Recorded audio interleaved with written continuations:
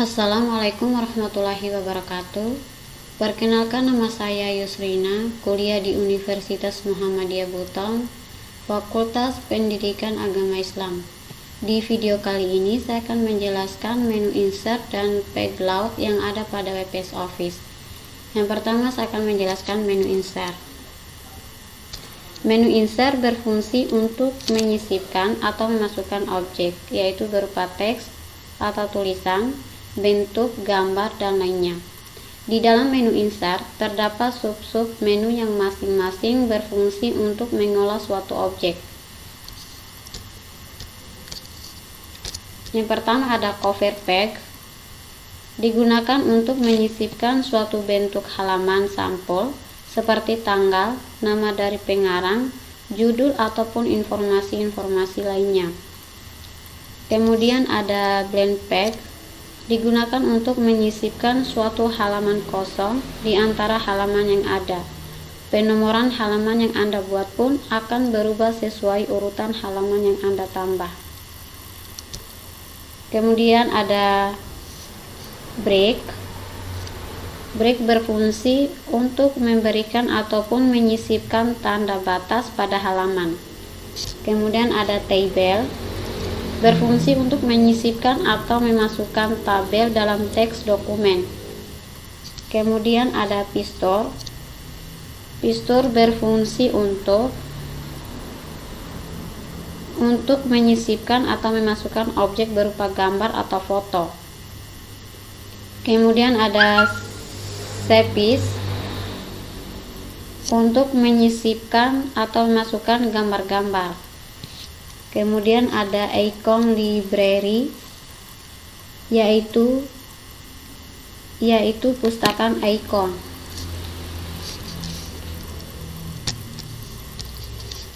Kemudian ada chart library, yaitu pustaka grafik.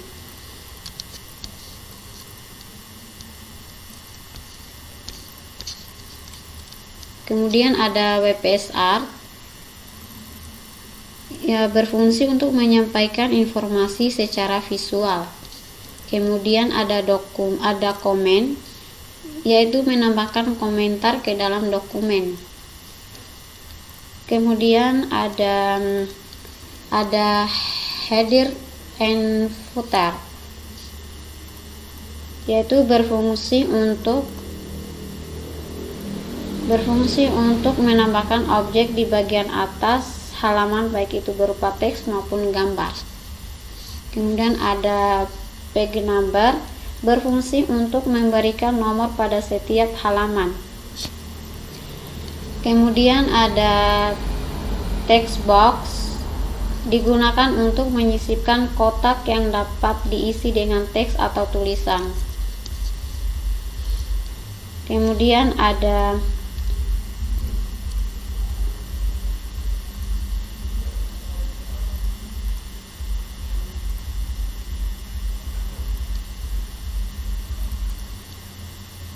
equation, digunakan untuk menyisipkan simbol-simbol persamaan, terutama dalam bidang matematika. Kemudian ada word art, berfungsi untuk menyisipkan teks atau tulisan berupa huruf, angka, dan bergaya artistik.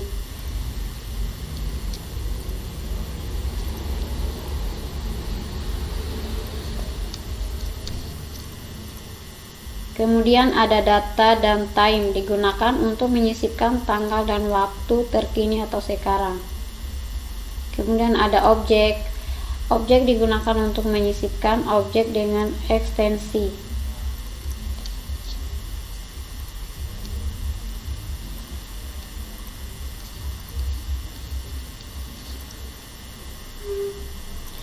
Kemudian ada hyperlink. Hyperlink digunakan untuk menghubungkan suatu dokumen kepada dokumen lainnya agar saling memberikan masukan.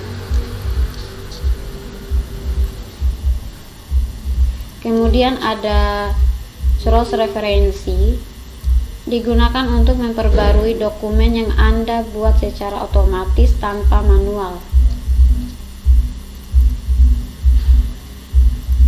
Kemudian ada bookmark.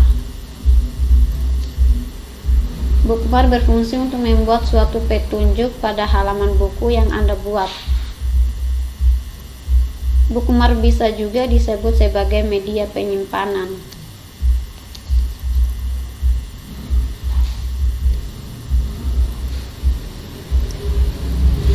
Kemudian ada simbol. Simbol digunakan untuk menyisipkan karakter khusus.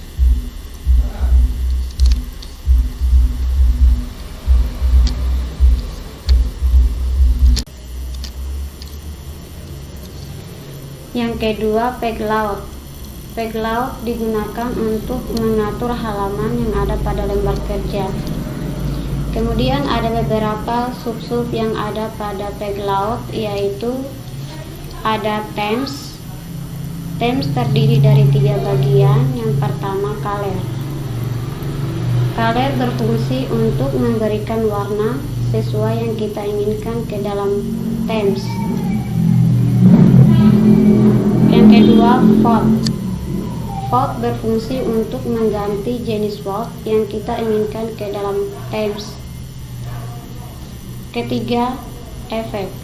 Efek digunakan untuk memberikan jenis efek yang menarik sesuai dengan kebutuhan kita. Kemudian ada margin. Margin berfungsi untuk menentukan letak pada lembar kerja yang telah diisi tulisan sesuai dengan kebutuhan kita.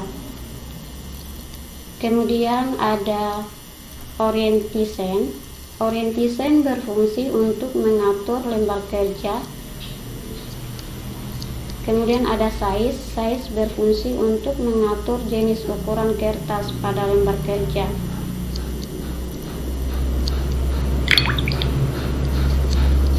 Kemudian ada breaks.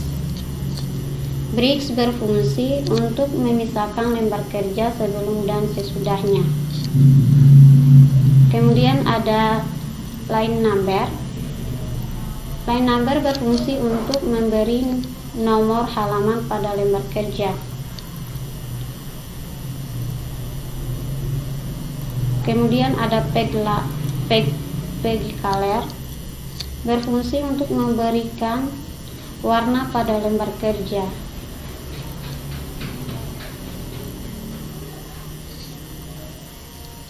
Kemudian ada page border. Page border ini digunakan untuk menambahkan garis tambahan pada lembar kerja. Demikianlah penjelasan saya pada menu insert dan peglaut. Semoga bisa bermanfaat. Assalamualaikum warahmatullahi wabarakatuh.